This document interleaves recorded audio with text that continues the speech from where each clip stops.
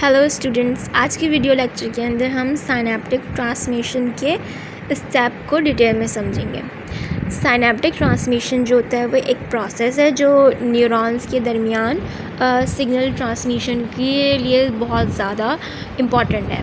इस प्रोसेस को समझने के लिए यहाँ पर हम एक सिंपल डायग्राम को यूज़ करके डायग्राम की मदद से स्टेप्स को एक्सप्लेन करते हैं।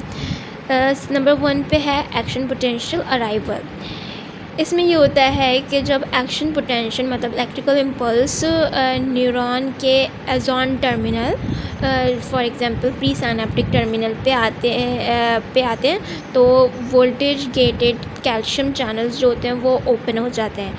फिर उसके बाद जो स्टेप है वो है कैल्शियम इन्फ्लक्स, और इसमें क्या होता है कि जो कैल्शियम आयंस हैं वो बाहर से न्यूरॉन के अंदर रश करते हैं और ये इन्फ्लक्स साइनेप्टिक वेसिकल्स को मेम्ब्रेन के पास मूव करने के लिए सिग्नल देता है।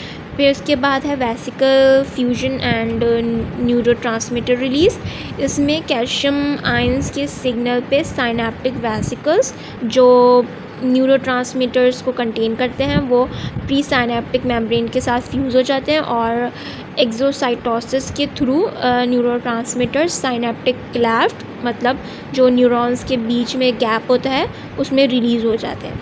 फिर उसके बाद स्टेप आता है न्यूरोट्रांसमीटर बाइंडिंग।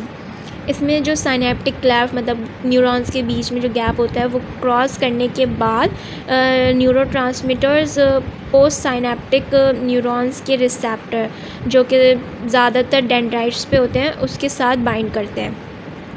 फिर स्टेप आता है पोस्ट साइनेप्टिक पोटेंशियल।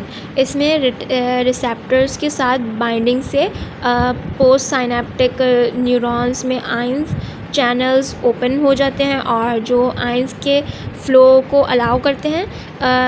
ये ions flow post synaptic potential create करता है और जो या तो एक्साइटरी यानी कि डीपोलराइजेशन हो सकता है या इनहिबिटरी मतलब हाइपरपोलराइजेशन हो सकता है। फिर उसके बाद का स्टेप है सिग्नल ट्रांसमिशन। इसमें कुछ मेथड्स के ज़रिए सिग्नल्स टर्मिनेट होते हैं जैसे कि रीअपटेक। इसमें न्यूरोट्रांसमीटर्स को प्री साइनेप्टिक न्यूरॉन्स वापस ले जाते हैं। फिर एक मेथड हो सकता है एंजाइमेटिक डिग्रेडेशन। इसमें एंजाइम्स न्यूरोट्रांसमीटर्स को डिग्रेड कर देते हैं। और एक मेथड हो सकता है डिफ्यूजन। इसमें न्यूरोट्रांसमीटर्स साइनेप्टिक क्लेफ्ट से बाहर डिफ्यूज़ हो जाते हैं। अच्छा, तो फिर ये स्टेप्स और डायग्राम साइनेप्टिक ट्रांसमिशन को बहुत ईज़िली तरीके से एक्सप्लेन करती है। तो न्यूरॉन्स इस तरह से कम्युनिकेट करते हैं और ये प्रोसेस जो है वो नर्वस सिस्टम के नॉर्मल फंक्शनिंग के लिए भी क्रूशल होता है।